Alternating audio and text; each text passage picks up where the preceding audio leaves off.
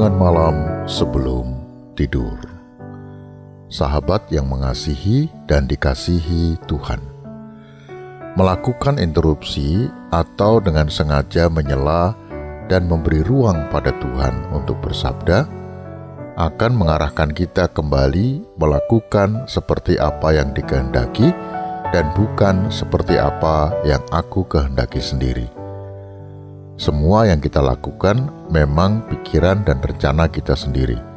Oleh sebab itu, sering kita memutuskan sendiri apa yang mau dilakukan dan menganggap semua itu adalah hal yang sangat penting dan memang harus dilakukan.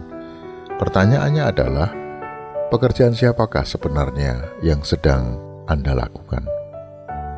Banyak orang tidak menyadari bahwa hal yang terpenting di dunia ini sebenarnya adalah melakukan kehendak Allah. Jika tidak demikian, maka ia akan sibuk dengan dirinya sendiri, dengan rancangannya dan dengan apa yang dianggapnya baik.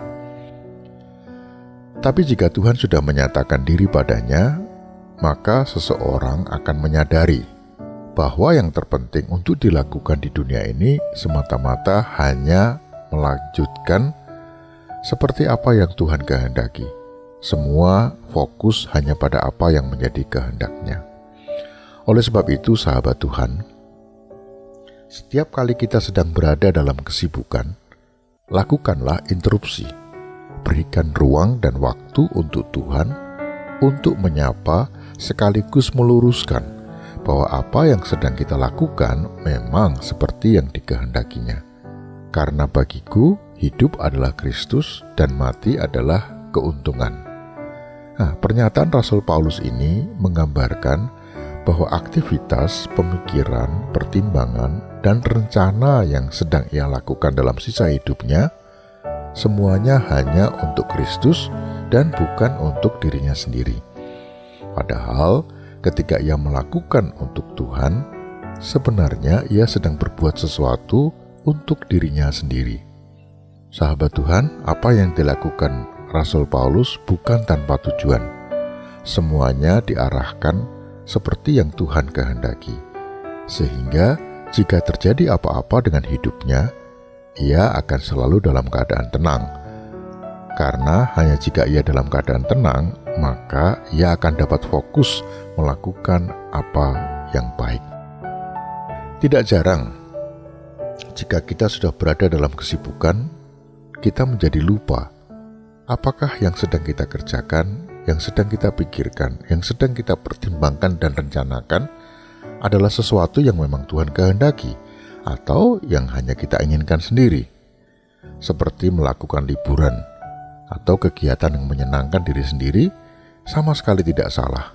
Tetapi dengan melakukan interupsi, memberikan ruang dan waktu untuk Tuhan, maka kita tidak akan kebablasan, melupakan bahwa hidup bukan sekedar liburan atau kesenangan belaka.